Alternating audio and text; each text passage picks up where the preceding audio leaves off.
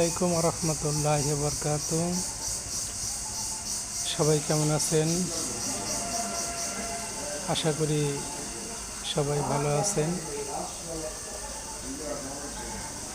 দেশ এবং প্রবাস থেকে যারা এই ভিডিওটি দেখতেছেন সবাইকে জানাই ঈদ উল ফিতরের শুভেচ্ছা, ঈদ মোবারক। আজকে আমাদের দেশে পবিত্র ঈদ উল ফিতরের উদযাপন হলো।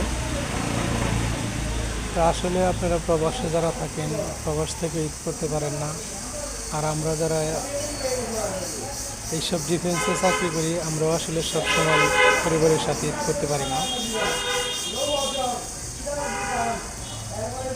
তো সেই সুবাদে অফিসে আছি, ডিউটিতে আছি। তারপরে আলহামদুলিল্লাহ জনগণের সেবায় নিয়োজিত আছি। জনগণ যাতে নির্বিঘ্নে ঈদ উদযাপন করতে পারে সেই জন্য তাদের সেই কাঙ্ক্ষিত যেন ঈদ উদযাপন করতে পারে সেজন্য আমরা আছি তাদের পাশে। এটাই আমাদের ঈদের একটা আনন্দ।